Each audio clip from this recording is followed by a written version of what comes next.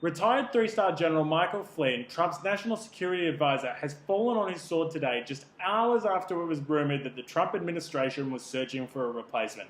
See, Flynn has been dogged for days after rumours have came out that he had discussed with the Russian ambassador before Trump had even been inaugurated about the possibility of removing sanctions that Obama put in place in retaliation for Russian hacking in the 2016 election.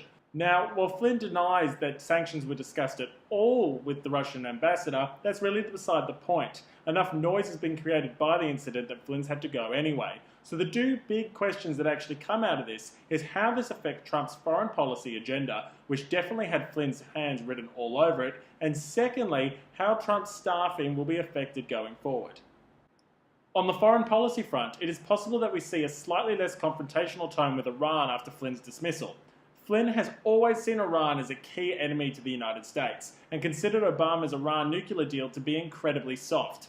Flynn said this just a day after an Iranian missile test at the start of February. The Obama administration failed to respond adequately to Tehran's malign actions, including weapons transfers, support for terrorism, and other violations of international norms. The Trump administration condemns such actions by Iran that undermine security, prosperity, and stability throughout and beyond the Middle East, and which places American lives at risk. But just because Flynn has departed doesn't necessarily mean that the Republicans will actually embrace Iran as a potential partner in dealing with the Middle Eastern conflict, particularly around Islamic State and the ongoing war in Syria. In fact, every Republican under the tent has actually criticized Obama's Iran deal legacy. Look, the Iranians have been given a blank check, basically. It's worth remembering that if this deal goes through, we know to an absolute certainty, people will die.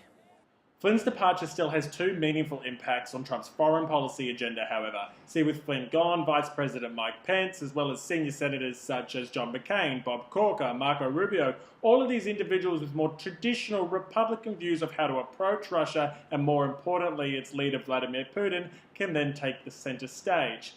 The crux of these views, that Russia, and more importantly its leader, should not be trusted, and is not necessarily a friend of America or its allies. Now, on the administration's staffing side, Flynn's departure actually helps to throw a lifeline to embattled individuals such as Sean Spicer, the new White House press secretary that's been widely ridiculed in the media.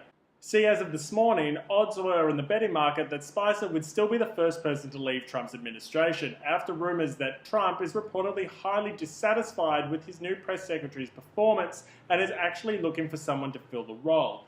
And this is the second way that Flynn's departure has helped to impact the Trump administration. It's helped to buy individuals like Spicer, who might be underperforming in the president's eyes, some much needed extra time before they themselves might be replaced. Thus, Flynn's departure has an impact both at home and abroad for the new Trump administration. How big, particularly that impact abroad? Well, only time will tell on that front. Thanks for listening to Black Swan Politics. Don't forget to subscribe.